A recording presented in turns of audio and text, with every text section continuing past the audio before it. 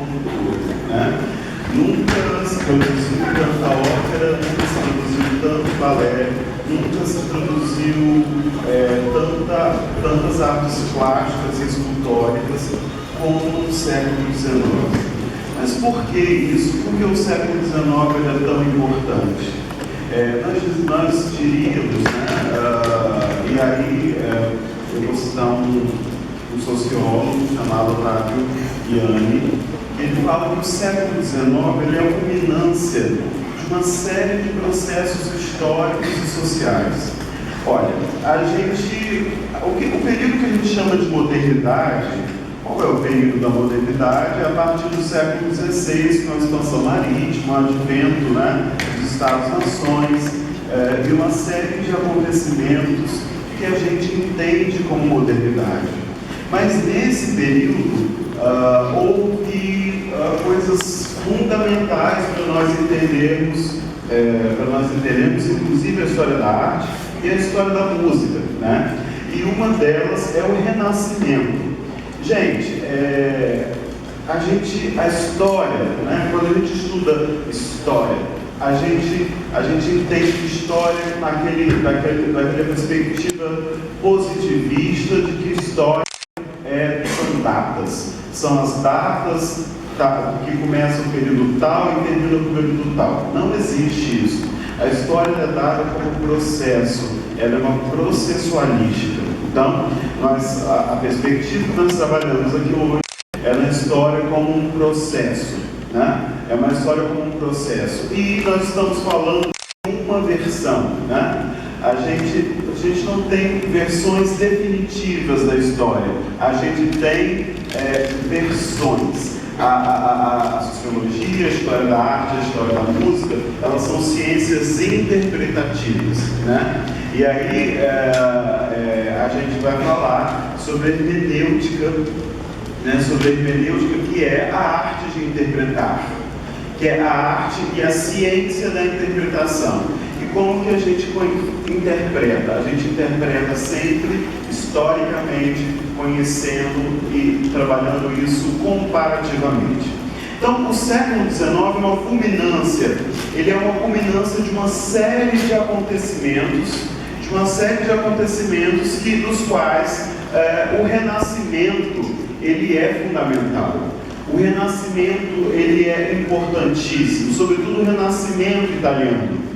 O Renascimento italiano, e vem junto disso, o humanismo, ele altera completamente a história ocidental e, sobretudo, né, a história das artes.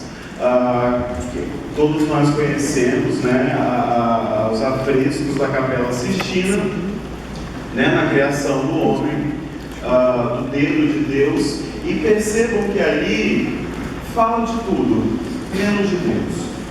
Por que isso? Vocês percebem que quando o braço de Deus ele se estica para a criação do homem, o homem está nu, aparece ali todo o estudo de anatomia humana, o desenvolvimento do estudo da anatomia humana, porque até então era proibida a dissecação de cadáveres. Os cadáveres era visto e entendido como alguém que tocava o cadáver como alguém impuro. Então as pessoas não dissecavam o cadáver, a igreja não permitia dissecação de cadáver. Então quando no século XVII, que vem junto do Renascimento italiano e uma revolução importantíssima, mas o que isso tem a ver com a história da música? Sim, a revolução científica do século XVII, que vai culminar, né, na revolução industrial do século XVIII. E aí você pode me perguntar, o que isso tem a ver com música? Isso tem a ver com música? Com essa produção em massa, por exemplo, os instrumentos de sopro, a técnica de canto do século XIX, ela muda completamente. As óperas barrocas que acompanhavam cítaras, cravos e quartetos de cordas, né, elas invertem no século XIX, em outros autores e compositores, elas vão explodir nos metais. E as vozes, elas precisam ganhar outra projeção. Isso é fruto de desenvolvimento técnico, né? Quando a gente fala de história da música, a gente fala de desenvolvimento técnico, desenvolvimento acadêmico, e a gente fala completamente da mudança das temáticas. Então, quando eu falo em renascimento na história da música, eu falo de uma mudança significativa na temática, porque vai vir, das quais eu vou cantar duas áreas, uma de Paris, de Helena, né, e a outra de Rinaldo, né, do Handel, que falam de temas, Um fala de dois mitos, né, de dois mitos gregos, né, Paris e Helena, né, do romance entre eles, de dois deuses da mitologia grega, que até então, na Idade Média, seria impossível de trazer isso, porque era visto como uma música pagã. E a partir do século XVII, o Renascimento italiano, isso é visto como algo incrível, como algo maravilhoso, né? Rinaldo, né, uma área também que eu vou comentar daqui a pouco, ela fala das cruzadas. Ela é uma ópera do Handel que se passa nas cruzadas. Enfim, nós vamos falar um pouco sobre isso. Mas o título da nossa palestra é Violeta Valery e Gisele no divã. Estranho, né? Violeta Valery, quem é? Violeta Valery é a principal personagem de uma ópera chamada La Traviata, que é um marco do período romântico em termos da ópera, e Gisele é o marco no balé romântico. E aí eu vou mostrar alguns vídeos que vocês vão entender, que eu vou contar detalhes e que a gente vai fazer um exercício de interpretação. Entendam que quem trabalha com música, vocês, professores de música e futuros professores de música, vocês vão fazer interpretação, porque há uma diferença entre alguém que executa peças musicais e alguém que entende aquilo que toca, né? Alguém que entende a história daquilo que toca. Então eu não posso cantar uma área barroca da mesma forma como eu canto uma cabaleta do século XIX. Tá? Então eu não posso tocar Bach da mesma forma que eu vou tocar Tchaikovsky. Então, quando você entende que a música é uma questão, uma compreensão social, e que a música é fruto disso, a sua performance ganha um outro significado, que é um significado de conhecimento, né?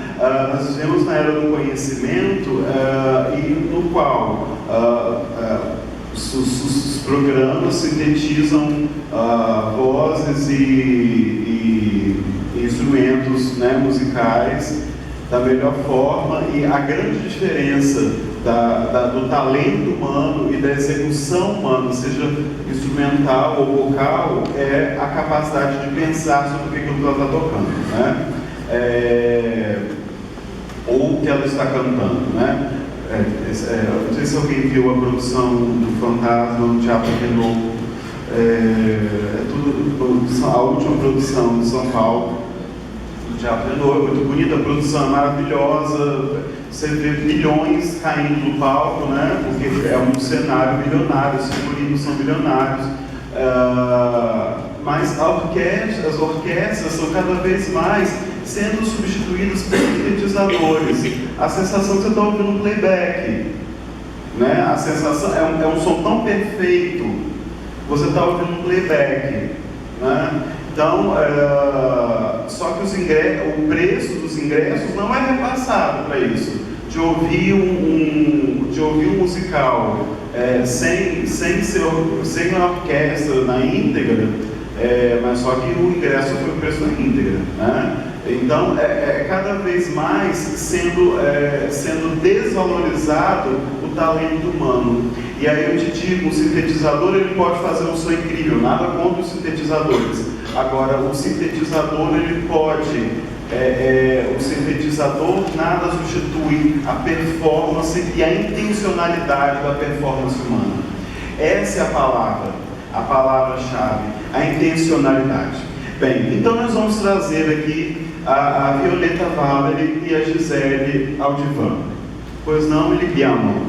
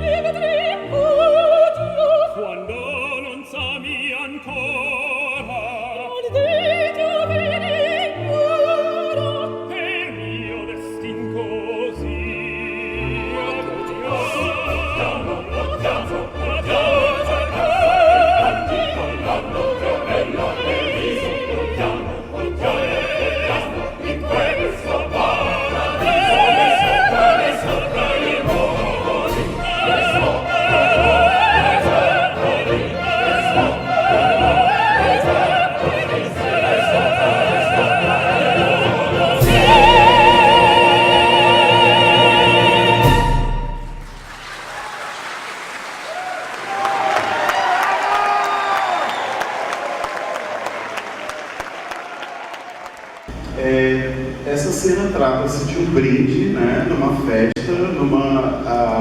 só para falar um pouco da La Traviata.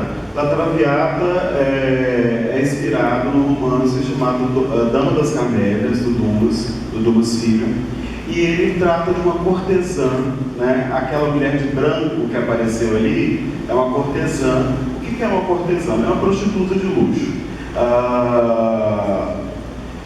É interessante que na maioria das produções da Ópera de Paris, Scala de Milão, músicos, vocês vão ter que ver produções infinitas das produções, para entender as concepções dos diretores, cenógrafos, maestros, né? Eles colocaram a Violeta Valery de branco em todas as produções da La Traviata. Por quê? O que eles queriam dizer é que a Violeta, ela era, né, ou a Dama das Camélias, a Violeta era uma cortesã da alta sociedade francesa. A história se passa em Paris, né? Tem até uma cena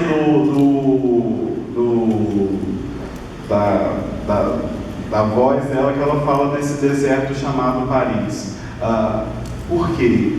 Né? Porque essa ópera ela estreou em Veneza em 1964, e essa ópera foi um grande sucesso porque ela tem um apelo popular muito grande no começo. A ópera, você vai sentindo a decadência dela. Você vai sentindo a decadência da Violeta Valery quando ela se descobre com tuberculose, né? Então, nessa cena, o que o Alfredo, que são os dois personagens principais, né? O Alfredo, o tenor, né? E a Violeta, soprano, eles vamos brindar a vida. Ele fala, vamos brindar a vida e o amor. Aí ela vai falar, olha, o amor é uma coisa que não existe, nós vamos brindar o dinheiro, nós vamos brindar a alegria, vamos brindar a folia, vamos brindar o prazer, mas o amor ele não existe, né? O amor ele não existe. E é interessante isso, porque essa é a construção e essa história ela foi reproduzida em uma série de musicais e de outros filmes. O primeiro deles, o mais famoso, Uma Linda Mulher, com a Julia Roberts, né? E o do Moulin Rouge, né? Com a Nicole Kidman, que é essa ideia daquela cena do musical, né? da Elephant Scene, né? que ele vai fazer uma colagem musical com alguns elementos de música pop da década de 90, né? E falando In the Name of Love, e outras coisas, e ela fala que ela retruca ele cantando Material Girl, da Madonna, né? Tipo assim, você está falando de amor, eu estou falando de dinheiro. E aí ele fala, One More Night, aí ela fala, You can pay, né? Falando, você não pode pagar, eu sou uma prostituta de luxo, você não pode pagar. E aí é diferente, por exemplo, da análise, e aí eu quero falar com vocês da hermenêutica da obra de arte, e quando a gente pensa no figurino, que é uma prostituta, ambas, né, uma cortesãs, que são completamente diferentes. Por exemplo, quando a gente retrata Carmen de Bizet. Porque a parisiense do século XIX, ela tem uma postura impecável, ela vai estar sempre com espartilho. A Violeta, ela circula entre a alta corte. Ela não era amante de pobretão, ela era amante de marqueses, de nobres. E a Carmen ela é totalmente transgressora. Por isso que a Carmen de Bizet, ela é fundamental para a gente entender a história da ópera. A Violeta jamais faria isso em cena, como a Carmen faz, né? Com decotes e com a perna, a postura corporal, né? O personagem, o contexto da obra que você vai estar executando, ele vai interferir diretamente na sua postura corporal. Percebam que na cena do brinde, a postura de todo mundo é impecável. Porque naquela época, no século XIX em Paris, as pessoas usavam corselets, que são estruturas, né? Que são estruturas, espartilhos, né? Que são estruturas que deixavam a postura muito ereta, porque a referência ainda era a nobreza. Mas a gente não está falando ali de uma nobreza, a gente está falando de Paris pós-Revolução Francesa. Ou seja, a gente está falando da ascensão da burguesia, que tem dinheiro inclusive para pagar prostitutas e beber o bom vinho. Que eles tinham o dinheiro e a grana para consumir e brindar e comprar palacetes, mas eles não eram incluídos na grande nobreza francesa. Então percebam, é curioso essa cena, né, da postura da cena. É uma casa, né, de tolerância, diríamos assim, frequentada por moças que amavam por dinheiro, mas era uma outra abordagem, né? Então, está aqui apresentada a Violeta Valery, e eu queria colocar uma outra personagem no divã de um balé do século XIX, chamado Gisele, que é um marco do balé romântico, porque foi a primeira vez, a gente vai voltar à La Traviata, foi a primeira vez que uma mulher entrou em cena dançando, né? Os papéis eram feitos por homens, né? Todos os papéis eram feitos por homens travestidos, e nesse balé a personagem feminina ela vai entrar, e aí vai ter um grande desenvolvimento que também é fruto, percebam, de um processo histórico social chamado Revolução Industrial, que é a fabricação das sapatilhas de ponta. Então, qual é a ideia das sapatilhas de ponta? As sapatilhas de ponta, elas vão dar a ideia de elevação da bailarina. Elas vão dar a ideia de subir e descer da bailarina, que vai mudar completamente a técnica do balé clássico, tá? Ela vai... O vídeo 3. Só uma pausinha, por favor. Essa é uma produção do Scala de Milano, com a Alessandra Ferri, né, que é considerada uma das maiores intérpretes de Gisele e de Julieta, né, no balé clássico.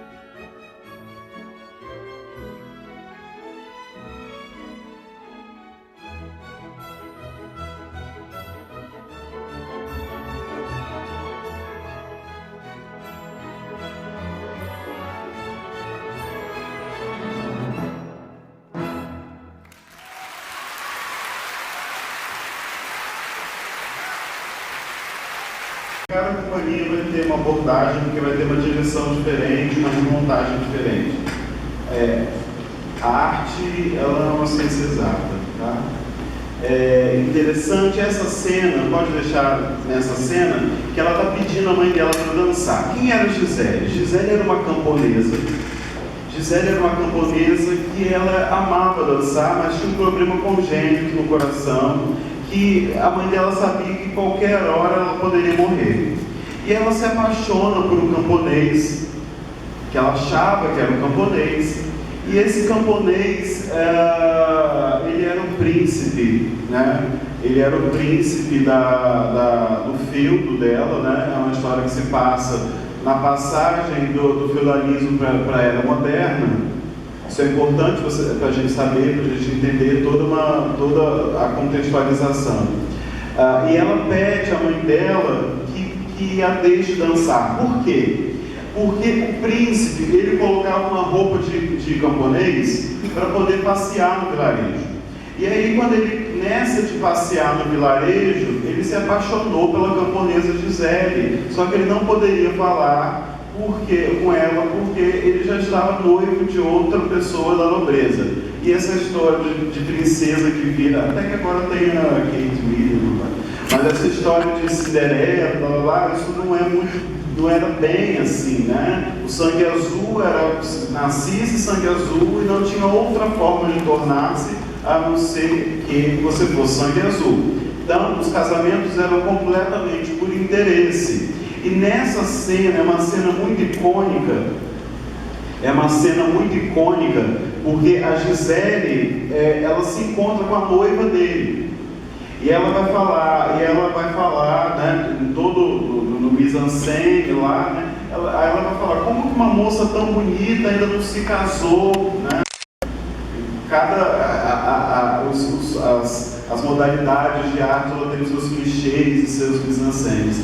E ela fala, mas eu sou noiva de um rapaz muito bonito. Eu disse, quem é? Não sabendo que era a mesma pessoa que ela estava falando, né? Quem é? Eu falei assim, então, se uma moça tão bonita, dança para mim. E ela dança essa variação extremamente alegre e feliz. Interessante que por que a gente trouxe esses personagens completamente diferentes? Porque o século XIX, o romantismo que a gente entende como romantismo, um filme romântico ou comédia romântica, é aquele filme, é aquela coisa do romantismo meloso, do amor que tudo supera. E o romantismo do século XIX, do século XVIII, do século XIX, ele não está tratando disso. Ele está tratando de um amor que ele está mais ligado à morte do que à vida. Ambas vão morrer por amor.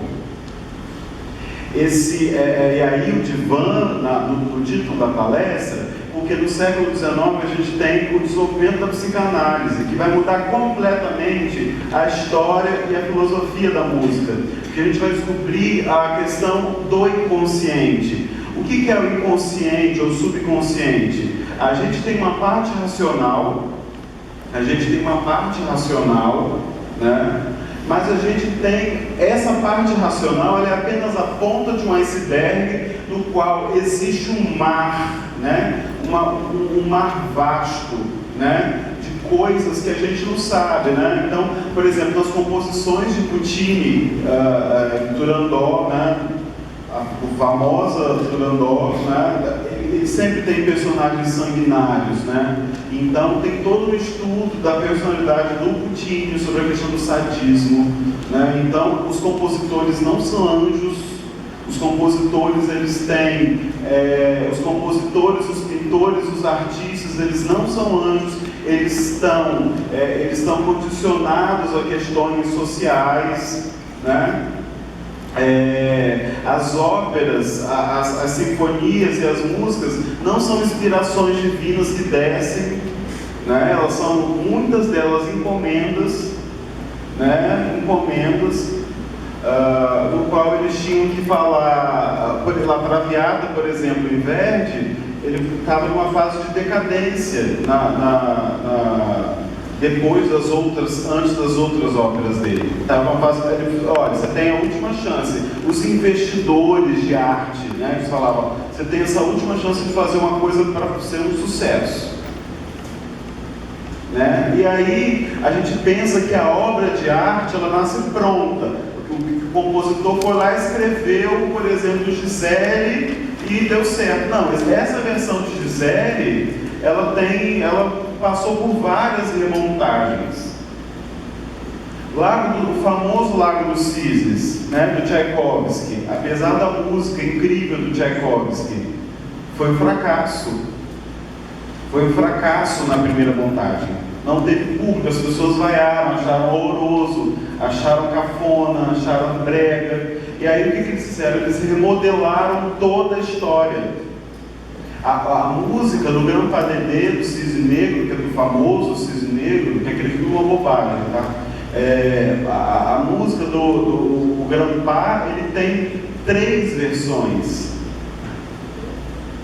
Porque no teatro que ia montar, que o Marius Petipa, que era o coreógrafo do Lago dos Cisnes, se chegasse no teatro Scala de Milão, não gostei da música do Grand Pas. Então faz a versão com oboé. Depois faz a outra versão com solo de violino. E aí a arte é isso, a arte é humana, demasiadamente humana, né? Então, se a gente não entender isso, a gente vai reproduzir uma arte que é completamente alienada. O que é alienar? O que qual é o sentido de ser alienado? Alienado é quando você não consegue enxergar o mundo para além da sua própria consciência. Você nasceu naquele contexto e você só consegue observar o mundo naquele contexto ali. O que é desalienar? Desalienar é olhar a obra de arte e entender o que ela quer dizer em si mesma. Entender que ela não é meramente uma inspiração divina. Essa ideia do gênio é uma construção social, tá? Essa coisa do Mozart, né? Do Mozart como um gênio, né? Na verdade, isso é uma construção. A questão do gênio, existe uma aptidão musical muito grande, mas há sobretudo o esforço, a questão do esforço. Existe um livro chamado do Norbert Elias, chamado A Sociologia de um Gênio, né? Que ele vai falar que, na verdade, o gênio é uma construção. Essa ideia do gênio, ele é uma construção que, na verdade, não é bem inspiração, está muito mais ligado à transpiração do que inspiração. Né? A arte, ela tem um lado glamouroso, que são os 10 minutos. O resto é trabalho árduo, duro, dedicação no instrumento, dedicação na voz, né? Então vamos lá. Então vamos voltar a outra cena da La Traviata, que é estranho, que a Violeta Valery, ela se encantou com o 2, mas não solta ainda. Ela se encantou com o Alfredo, porque o Alfredo ele ficou insistindo com ela. Ele falou assim: eu não tenho dinheiro, mas eu posso te amar. E ela foi se rendendo aos poucos. E nessa, uma produção da Ópera de Paris. E nesse vídeo eu não coloquei legenda de propósito, porque agora eu quero que vocês observem o mise-en-scène, a postura corporal dos cantores, o contexto e o cenário. E depois a gente vai fazer uma pequena interpretação disso. Vamos lá?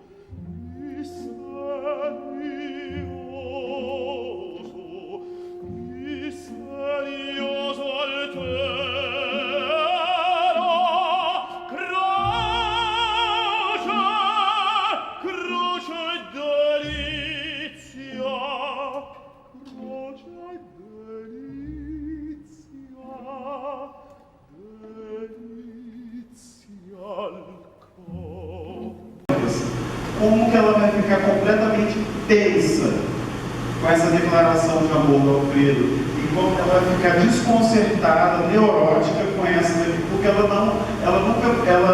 as relações afetivas, elas sempre perpassaram o dinheiro e não o amor, né? Então, olha só como a melodia vai refletir isso, pois não?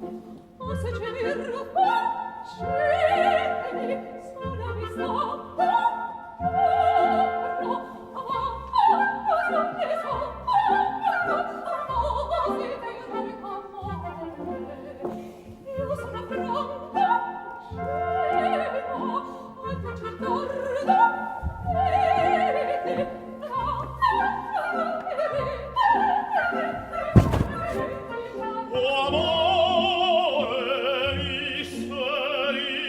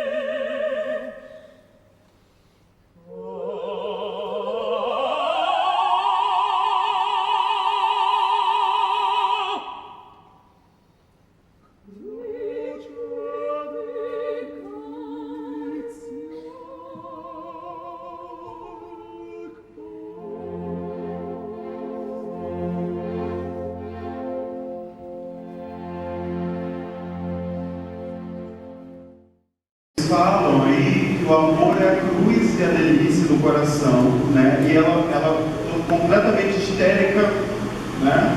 Fazendo os voos vocais nela, né? Nos agudos, e depois ela vai se rendendo. A música, ela passa toda essa tensão, tá? Então, a gente tem que entender essa intencionalidade da música, senão a gente vai ser só escutar música, não ouvir música. Não ouvir, interpretar e escutar música. Tem dois detalhes na cenografia que são muito icônicos, que são muito interessantes, e aí a gente não está falando de qualquer cenografia, a gente está falando do Opéra de Paris. Volta ao pedaço que apareça esse pedaço. Percebam que tem dois elementos cenográficos ali, e isso é fundamental para a gente entender a história. Primeiro, que é uma cama hiperbólica. O que é hiperbólica? É uma cama exagerada, porque dizia que toda a questão, a sociabilidade da violência se perpassava na cama. E o outro elemento que tem ali é a penteadeira, que vai ser algo fundamental na história, porque ela vai pegar tuberculose, né? Assim como ela vai pegar tuberculose e ela vai começando a definhar. Então, existem duas coisas que eram fundamentais para ela, pelo qual ela não se rendia ao amor do Alfredo. Segundo, a vida sexual livre que ela tinha, né?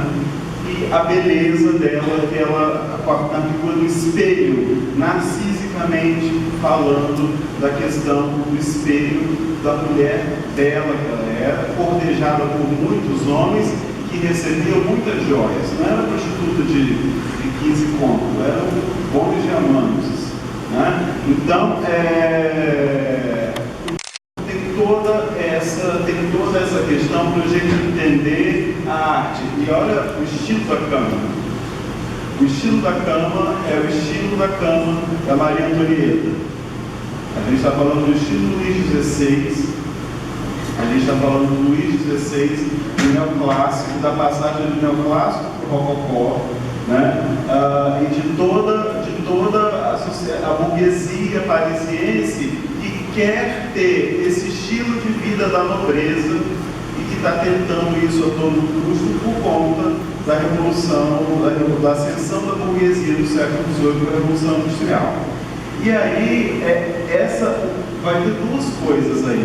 Primeiro, essa cama exagerada, que significava a importância, né, que a sexualidade tinha na vida dessa mulher, né, e da quantidade de parceiros sexuais que ela tinha. E a penteadeira, que significava o quão ligada ela era à sua autoimagem, né? E isso tudo vai definhando. E é isso que eu quero mostrar a vocês do romantismo do século XVIII, do século XIX, que traduz bem no livreto, na poesia do Verdi, que inclusive foi o próprio Verdi que escreveu. Porque o que é um livreto, gente? O livreto é história. É história escrita. Alguns compositores de ópera contratavam poetas para escrever os livretos, outros eles mesmos escreviam. O Verdi fazia questão de escrever os seus próprios livretos. E é interessante quando ele fala aí da cruz de delícia, né? da cruz e da delícia que é o amor, né? E aí eu quero voltar para Gisele, que é o lado oposto, que é a virgem, né? Quando ela descobre que ela foi traída pelo príncipe, que na verdade aquele homem que ela amava estava mentindo para ela, né? Estava mentindo para ela, ela descobre e ela morre. E aí ela vai, a cena da loucura, né? Da Madness Scene, famosa da Gisele, que vai voltar toda a questão, o tema dela. A música vai nos mostrar isso. Ela vai passear pela inocência da Gisele e pela loucura dela. E como que a música vai traduzir isso? Nós vamos prestar atenção, nós somos músicos inteligentes. Vamos lá?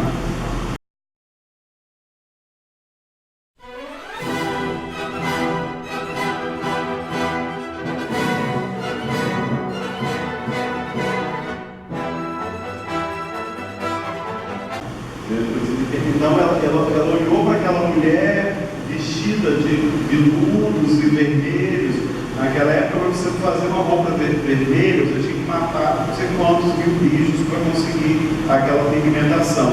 E Gisele olhou para ela com aquela roupa de trapos e ela falou assim: eu não sou nada diante dela, né? E, tipo assim, você me enganou, né? Você me enganou. Esse amor que exatamente essa cena, olha a diferença, né? A diferença de uma mulher completamente alta, vestida de vermelho, uma camponesa, né? Uma camponesa. E aí o que acontece? Ambas têm que renunciar a esse amor. Gisele renunciou com a sua própria morte.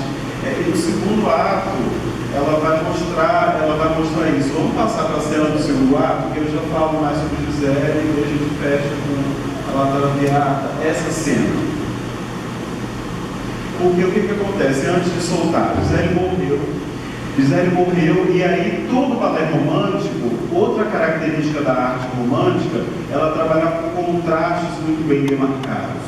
Então, o segundo ato é o ato branco, né? Que nos balés ou nas óperas chama-se o ato branco, que é o ato que tem uma série de corpo de baile de branco, os cantores de branco, eles vão estar em outra dimensão. Gisele, qual era a condenação dos homens que traíam? As Willis, né, super as feministas do século XIX, elas atraíam os homens até a floresta e faziam eles dançarem até morrer. Isso elas vão fazer com Hilarion, que foi o primeiro noivo de Gisele, que ele expôs tudo para Gisele, para o príncipe não ficar com Gisele. E aí as Willis, elas são mulheres, que são seres, mulheres mortas, que morreram antes de se casar, no qual a líder delas é Mirta, né, que é uma bailarina austera, grande, né, de propósito, que ela é uma mulher poderosa e ela tem ódio dos homens. Vocês vão ver a cena delas capturando Hilarion, né? E percebam a força da música, né?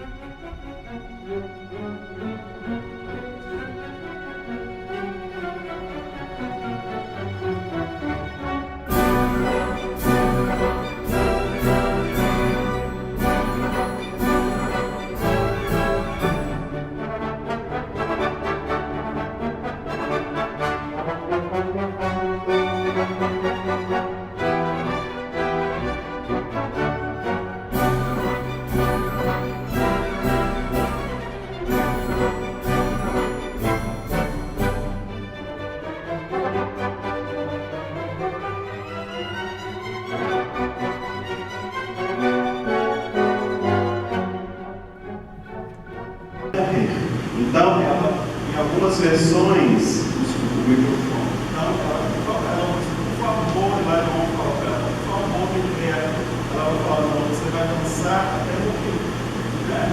Então, isso são coisas interessantes para a gente sentir a virada da música, a intencionalidade da música, a intencionalidade do ato, e percebe que ela é aquela mulher do primeiro, as mulheres retratadas no primeiro ato, aquela coisa submissa para os homens, ela é retratada de outra maneira. Aqui eu sou dono, né? Aqui quem manda sou eu e aqui você vai morrer, né? Como vai acontecer. E aí percebam que as Willis, que é o séquito delas, né? Elas vão cercar ele sob o comando dela, né? Então ela vai fazer sob o comando dela, né? Elas vão cercar o bailarino e ele ter continuidade. Por favor.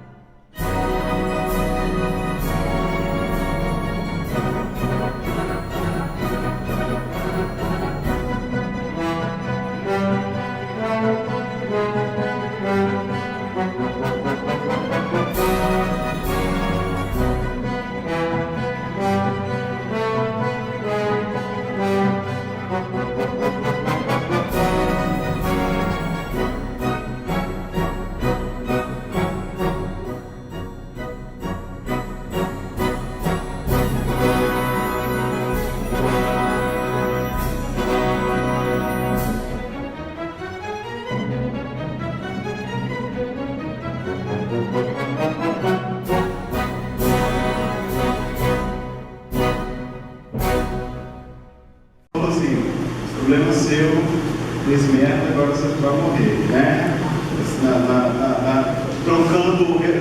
Fazendo tradução do que ela falou, né? E a postura, entendam isso, né? Que a postura, o corpo, ele é a nossa maior linguagem, né? E aí ela virou as costas, ele ignorou. Não, agora você está fudido, já aprontou, agora morreu, vai embora, né? E aí lá foi mas a condenação dele foi a morte, né? A condenação dele foi a morte. Gisele, esse não é o amor de Gisele, o príncipe Alves. Gisele, o que ela vai fazer? Ela vai dançar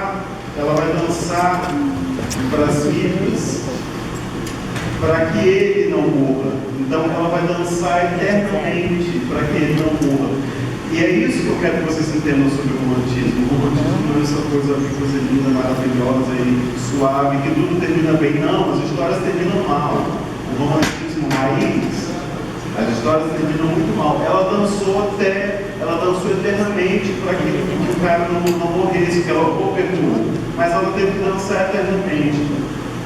E Julieta e a Violeta, ela vai, né, o que ela faz? Ela se rende ao amor de Alfredo, ela se rende ao amor de Alfredo e ela foge de uma casa no interior, né? Ela foge de uma casa no interior e o pai dele, o Geórgio Armon, ele vai para ela e fala assim: olha só, minha filha, né? Você não pode casar com meu filho casar com você, eu tenho que tirar a herança dele, já está prometida, uma donzela, blá blá blá. E ele obriga ela a escrever uma carta dizendo que ela não o ama. E foge para Paris, e ele desesperado vai para lá ao encontro dela e pega um maço de dinheiro e joga em cima dela. Na verdade, ela o amava e ela estava fingindo não amar, porque o pai dele pediu. O amor como essa renúncia muito forte dela, né? Por isso que o amor é uma cruz e uma delícia, né? Então, são dois personagens interessantes e icônicos para nós entendermos a arte e o romantismo do século XIX, que ele está muito mais ligado à morte do que à vida. Né? Então, quando a gente olhar para uma obra romântica do século XIX, e aí o romantismo na música, qual é a expressão do romantismo na música? A natureza, a potência da expressividade, né, do intérprete, né, que vai se transformar depois no movimento que a gente chama de expressivista. Mas os pianistas românticos, né, Liszt, Chopin, né, no qual eles faziam o piano chorar, né, no qual a força do coração conduzia, né, a música, diferente daquela música, aquela métrica muito, né, e aquela interpretação muito quadrada do classicismo, né. A música romântica, ela traz a ideia do intérprete. Percebam isso, porque a música clássica e a neoclássica, ela tem ênfase na composição e ela tem ênfase na execução da composição. A música romântica, a arte romântica, ela vai trazer a ênfase na interpretação, a ideia de que cada um vai interpretar de forma diferente, obviamente dentro da partitura, mas que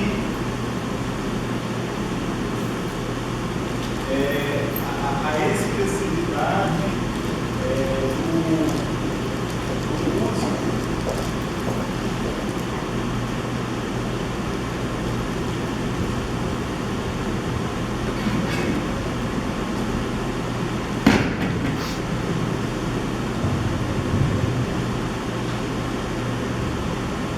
problemas técnicos. Então, a expressividade do músico, ela vai ganhar uma outra coisa. E tem essa coisa do intérprete, isso é uma coisa romântica. A interpretação de fulano sobre tal música. Isso é uma coisa romântica, né? A música era mais importante do que o intérprete. O romantismo ele faz uma virada de trazer de que a interpretação, que é a abordagem subjetiva do músico sobre a obra, ela às vezes se torna mais importante do que a própria obra. Tá? Então, por exemplo,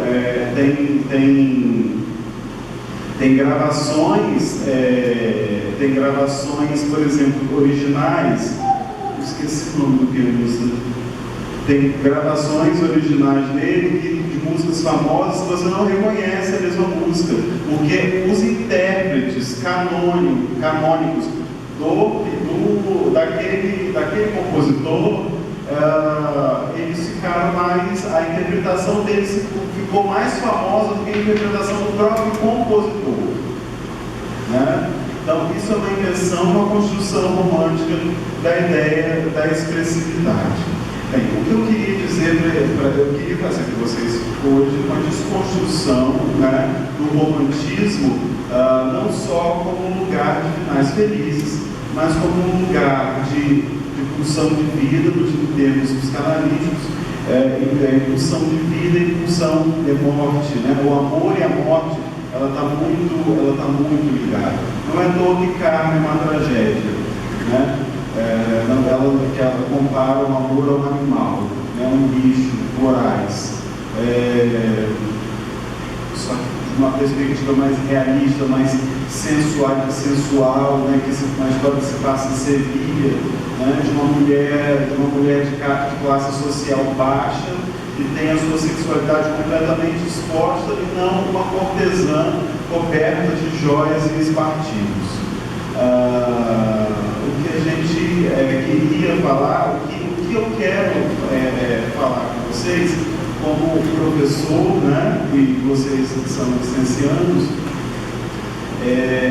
de que a intencionalidade com a qual nós interpretamos a música ou a arte, ela vai fazer toda a diferença na forma como que a gente vai fazer os educandos se apaixonarem pela arte. Tá? É impossível fazer alguém se apaixonar por algo se você não é apaixonado por isso. Né? Então, interpretações são fruto de muito estudo. E estudo, música é fruto de muito estudo. Se você pegar uma sinfonia, uma orquestra de qualquer lugar do mundo, ela vai ter uma abordagem diferente. Conheça essas abordagens, entenda a intencionalidade. Por que aquele acento? Por que daquilo? A gente tem que colocar a cabeça, ouvir, desenvolver a nossa capacidade de interpretação. Senão a gente vai ser só aquele professor que bota. Vocês são um professor que bota musiquinha, tá? Ou que toca musiquinha, ou que é um executor de notas sem a mínima noção do que ele está fazendo, sem a mínima noção e sem a mínima. Eu estou repetindo essa palavra de propósito, sem ter a intencionalidade. A gente tem que saber o que a gente está fazendo e a gente tem que saber por que a gente está fazendo. Tá? Muito obrigado. Está aberto a dúvidas, né? Alguém quer fazer alguma pergunta, questionamento? A gente está super informal aqui e eu gostaria que se alguém tivesse alguma colocação, pergunta para a gente debater. Pode ser? Deixar um outro microfone disponível, por gentileza.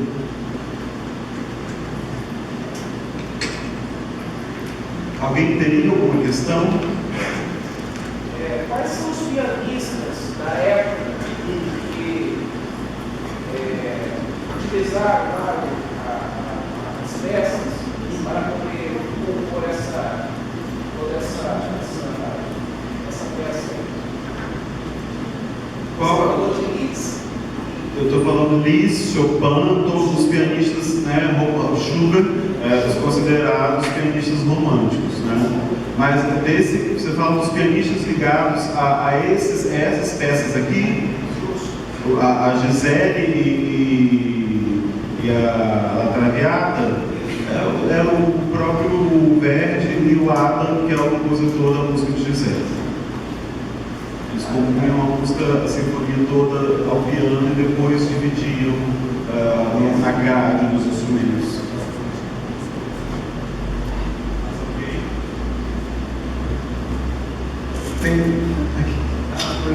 Tem essa questão de tirar os sintetizadores, de colocar os sintetizadores, né, no lugar de uma orquestra, por exemplo.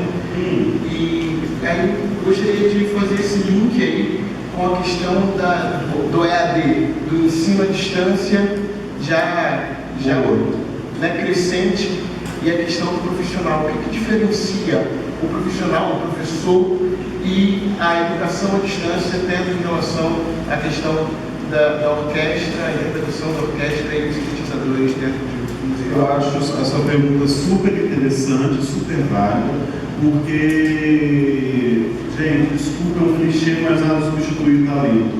Eu posso fazer um tutorial, assistir um tutorial no YouTube para tocar violino, por exemplo, mas aquele professor, eu posso ter acesso ao conteúdo, mas eu não tenho acesso à visão do professor sobre a minha postura no violino, sobre os vícios que eu faço no instrumento. Né? Então eu posso aprender uma escala no YouTube, no piano, e posso ter um dedilhado todo errado. E aí o dedilhado ele é fundamental para você desenvolver a técnica. Né? Os pianistas podem falar isso de forma melhor, mas o dedilhado é fundamental para você desenvolver a técnica. Né? Então, como ele vai corrigir a sua técnica? É interessante o YouTube ter a informação, sim, mas nada substitui o professor. Então, a gente tem que ter essa valorização e a autovalorização do professor que te corrige a postura. Olha a postura, olha o dedilhado, olha a postura do instrumento, olha os vícios que você tem na voz, os vícios que você tem tocando no instrumento. Nada substitui o professor. Eu acho que a gente tem que fazer essa campanha sim. Né? A distância, o professor vai acompanhar a distância, sim, eu acho até válido dar aula à distância, mas se o professor ele conseguir ver o aluno, não uma vítima ou dupla de que só o aluno tem acesso ao conteúdo e o professor não tem acesso à performance, ou à postura do aluno, ou à resposta que o aluno tem. Não, a gente cria músicos cheios de vícios, né? Que vão ser simplesmente reprodutores. Só para a gente reproduzir, a gente bota no YouTube, que é uma música melhor, né? De melhor qualidade. Né? Sim, muito se não é mais algum questionamento, pois não, filho. As palavras que você referiu são arte, alienada e intencionalidade. Então, quando se refere, nós temos que entender a arte, temos para podermos depois ser professores, de outra forma nós continuaremos a produzir arte alienada, não será talvez um pouco virada à espiritualidade, isto é, entenderemos a arte como uma forma de alienação para depois nós possamos ser pessoas sem alienar. O que ele falou é se há a possibilidade de construir uma arte sem alienação, não é isso? E ou a própria arte como uma forma de alienação. Sim, a arte ela pode ser uma forma de alienação. Tudo depende de como você vai lidar com a arte. A arte ela pode alienar. Né? Eu tenho um amigo, né? Que ele é muito bom guitarrista, o Douglas. Ele é professor de guitarra, doutor em guitarra, em violão clássico, violão americano. E ele chega aqui, ele fala que os alunos chegam assim: professor, em uma semana eu estou tocando Led Zeppelin. Ele vai mandar ver. Aí, no terceiro dia, cai balão, cai balão, cai balão. Poxa, professor, pedi Led Zeppelin. Ele disse, você acha que é com 2 conversas? Né? É muita transpiração. Né? Essa arte, quando você fala que a arte pode ser alienada, a arte pode ser alienada sim da forma que ela usar. Né? Então, por exemplo, quando a gente fala que uma arte, a gente pode trabalhar de uma forma elitizada com a arte, né? E a gente pode pegar aquilo e pegar esse conhecimento aqui e ficar só pra gente, porque eu tendo esse conhecimento eu tenho um diferencial e as outras pessoas não, né? Então, o ato de ensinar, ele requer, e aí ele é desalienante tanto para o aluno quanto para o professor, ele requer generosidade. Porque você tem que compartilhar aquilo que você sabe, você tem que abrir um pouco do mão da sua vaidade. E a intencionalidade. Sim, a gente não vai pegar só reprodutores de partituras, né? Ou reprodutores de sons. Né? O sotaque tem que ser português, o sotaque português é legal. E aí, a questão da intencionalidade é fundamental. Senão a gente vai fazer só macaquinhos, né? Foi o que o pai do Mozart fez com ele. Né? Nem deve se eu tocasse cantar do Mozart, mas ele era um macaco. Né? Tem toda uma crítica, tem coro e os solistas. Pois bem, quando a gente fala da música barroca, né, da música barroca renascentista, a gente tem um acompanhamento do cravo, das cítaras, dos quartetos de cordas, que não tinham a ressonância que a gente tem nos pianos no período romântico. Então, a voz, eu vou contar 2 áreas barrocas. Então, a voz é menor, né? Ela é uma música de câmara, ela é diferente, ela é uma música que você cantada na sala, diferente de um teatro menor. No século XIX, no período romântico, a expressão, as orquestras ganharam uma dimensão gigantesca, né? O desenvolvimento do sinfonismo, e sobretudo o que mudou muito na colocação da voz foram os instrumentos de sopro. A potência dos instrumentos de sopro e a voz tem que furar a orquestra, né? Como a gente chama em canto lírico, a voz furando a orquestra, né? com os metais, sem microfone. Tá? Então a técnica muda totalmente. E a outra diferença que vai ter, mais 2 diferenças que vai ter no período romântico na ópera, vai ser a inserção, que já é anterior da mulher, a inserção das sopranos, porque então os papéis eram feitos pelos castratos. Vocês sabem que os castratos, né, eram os homens que antes da puberdade eles tinham os testículos retirados para que eles não perdessem o agudo, né? E aí, que era uma coisa que era diferente, por exemplo, da projeção da voz de uma soprano. E o castrato, por incrível que pareça, o castrato era o cara da época. O castrato, por quê? Porque as mulheres tinham relação sexual com eles e elas não engravidavam. Tá? A figura do castrato é substituída no século XVIII e XIX pela figura do tenor. O tenor é sempre o cara, né? Nas óperas, sempre o herói é o tenor. Muito difícil o tenor ser um anti-herói. Geralmente os anti-heróis ficam para os barítonos e os baixos. Né? E as sopranos, né? As sopranos com a potência da voz. As sopranos, elas ganham a técnica vocal ganha outra projeção. E, por exemplo, na La Traviata, Verdi coloca que é para no máximo 1.500 pessoas ouvirem por sessão. Por quê? Para a pessoa que está na primeira fileira, na última fileira, ela ouvir o som com a mesma qualidade, né? Com a mesma qualidade. E outra coisa que vai ter no período romântico é a ideia da improvisação no canto. O cantor, o intérprete, ele vai aquilo, a Maria Callas, né? Um negócio que já é difícil, você consegue dificultar ainda mais, que é a ideia do virtuose. que é a ideia da improvisação na voz do virtuose, e os agudos eles ganham uma dimensão absurda, né, de projeção, né? Então tem toda eu não gosto da palavra evolução, mas tem toda uma readequação da técnica. Imagina você cantar num salão com um quarteto de cordas e você cantar com uma sinfônica, né? Então, uma série de instrumentos de sopro.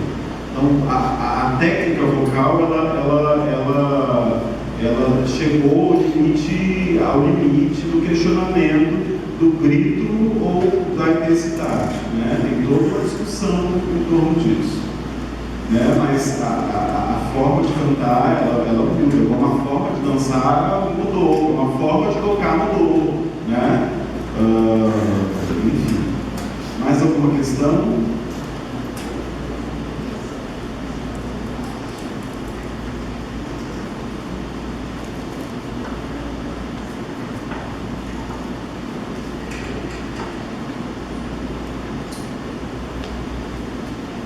Já que nós não temos mais uma questão, vou convidar a nossa professora Elizabeth Rocha.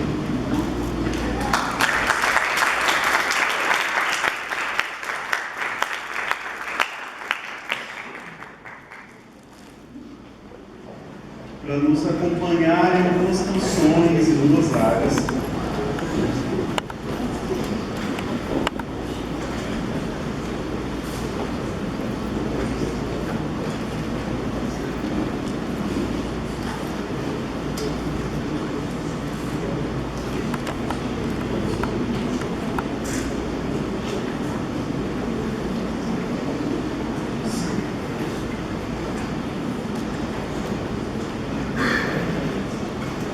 O certo era cantar sem microfone, tá, gente? Eu vou cantar duas áreas barrocas. Por quê? Porque era que eu estou estudando com o professor do mundo que eu tenho para hoje.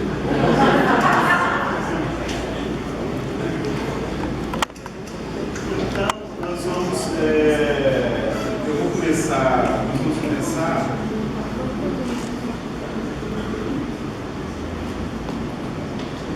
Eu vou começar com uma área chamada O del mio dolce ardor, que é da ópera Parigi e Helena, que é uma ópera barroca e com viés renascentista, porque ele fala exatamente do amor entre dois personagens da mitologia grega. O compositor é o Gluck, século XVII.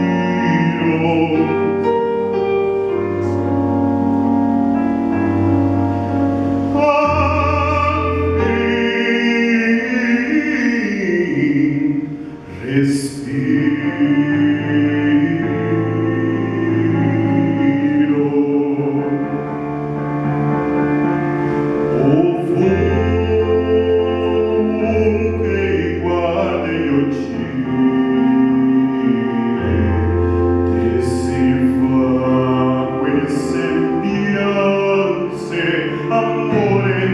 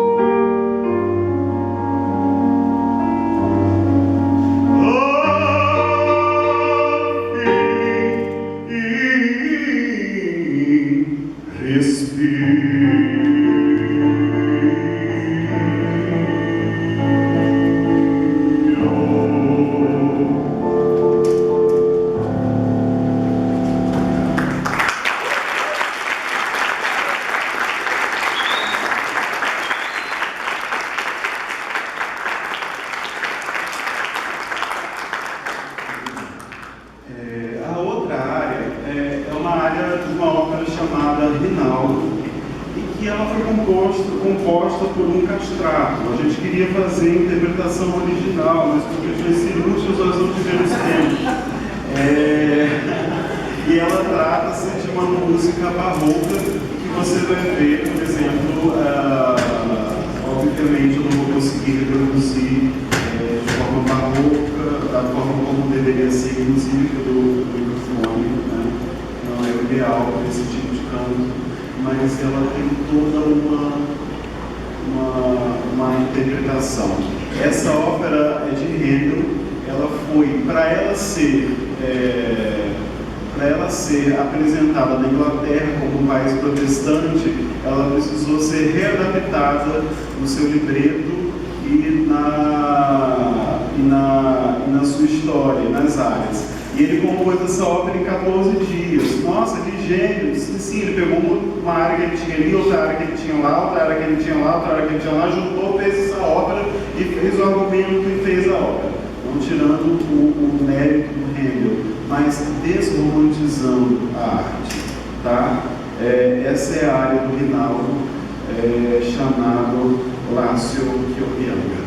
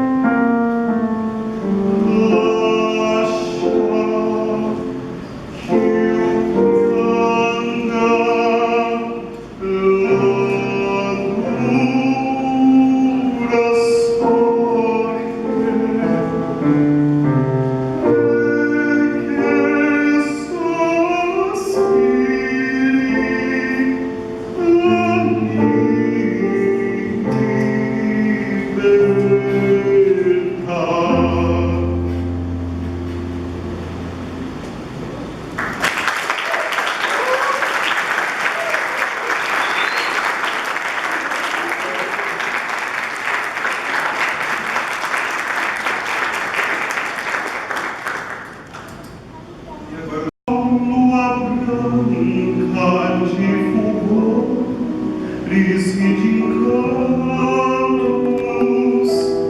Se é verdade que ao amor todas abriu, ó, vem tirar dos olhos meus o pranto. Ai, vem matar essa paixão que anda comigo. Oh, por quem és nesse do céu, ó lua branca, essa amargura do meu peito, ó, vem e arranca. Dá-me o luar da tua compaixão. Ó, vem por Deus iluminar meu coração.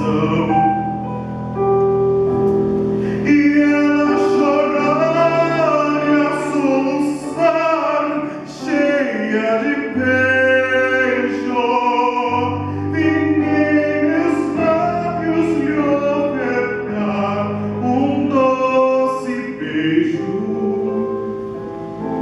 Ela partiu, me abandonou assim. Ó lua branca, por quem és, tem dor de mim.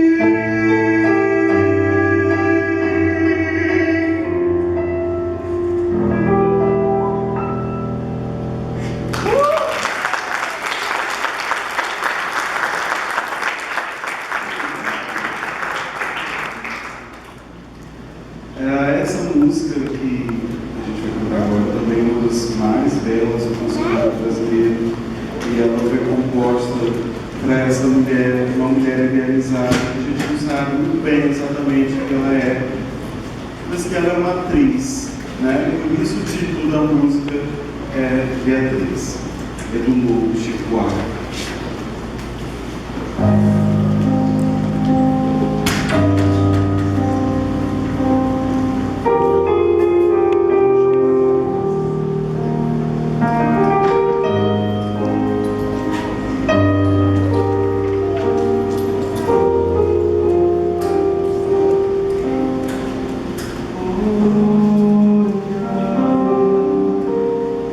Será que ela é moça? Será que ela é triste? Será que é o contrário? Será que é divina a vida da atriz? Se ela dança no sétimo céu, se ela acredita que é outro país, e se ela só decora o seu papel? E se eu pudesse entrar na sua vida?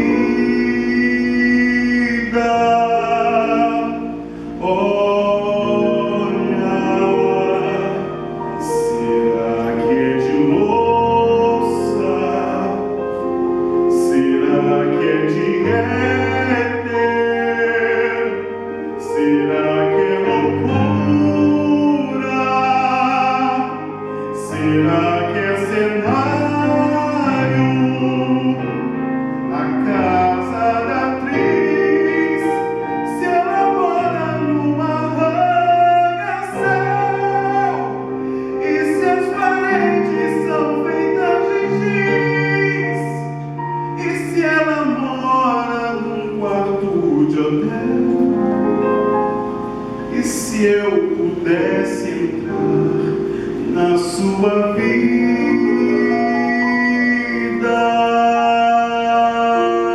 sim, me leva para sempre, Beatriz, me ensina a não andar com os pés no chão.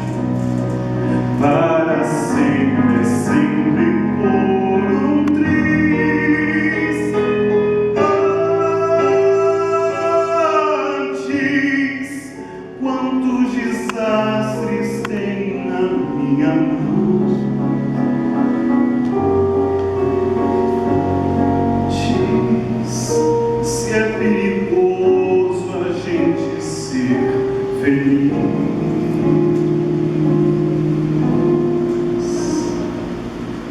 Olha, será que é uma estrela? Será que é mentira? Será que é comédia?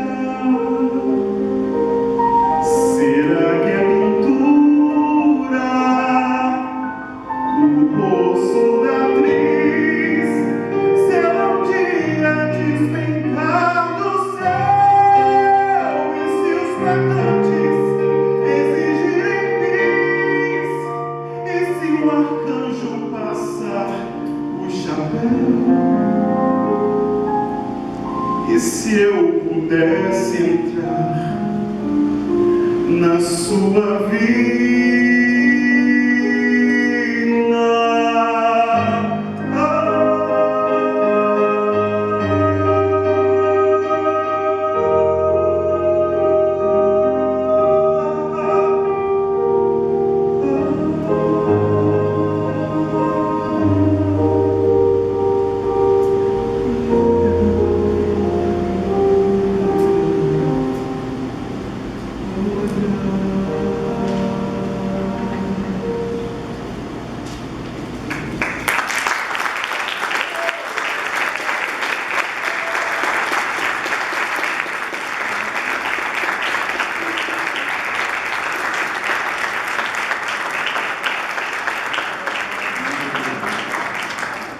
E a gente vai terminar com um bilhete do Ivanense. Vocês têm aula de acordo e a sessão tortura de ficar falando, escutando é demais.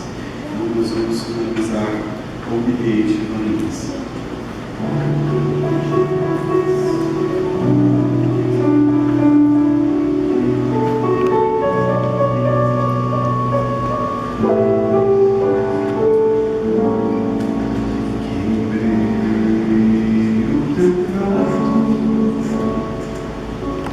Tranquei o meu quarto,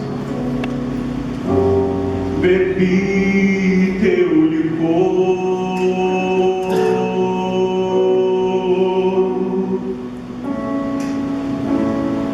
arrumei a sala, já fiz tua mala, pus o corredor.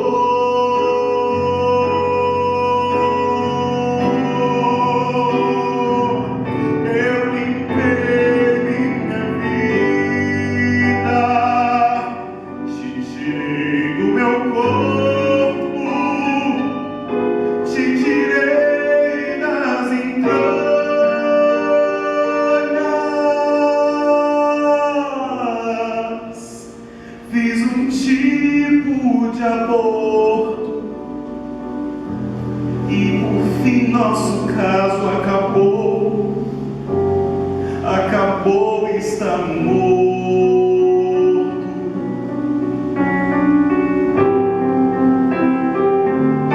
Jogue as cópias das chaves por debaixo da porta, que é pra não ter motivos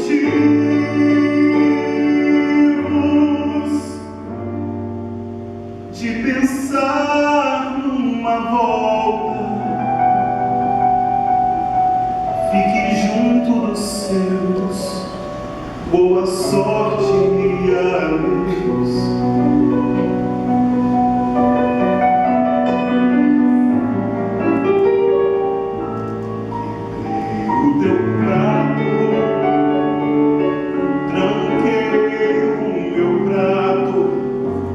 Bebi teu licor,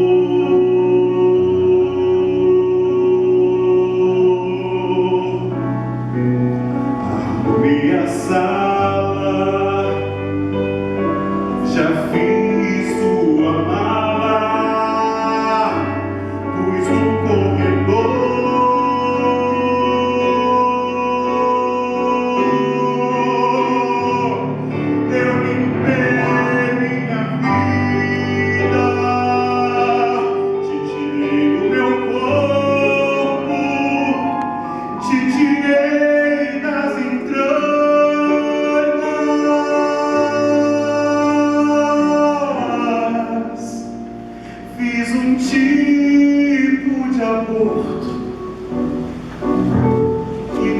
em nosso caso acabou, acabou e está morto.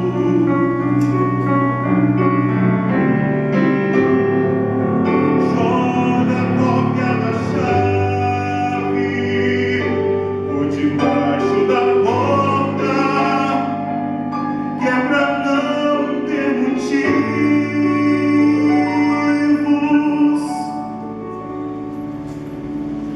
de pensar numa volta. Fique junto dos seus. Boa sorte, adeus.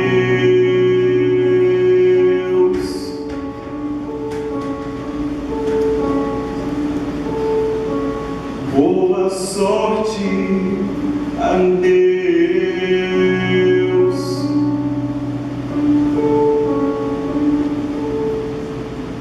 Boa sorte, adeus.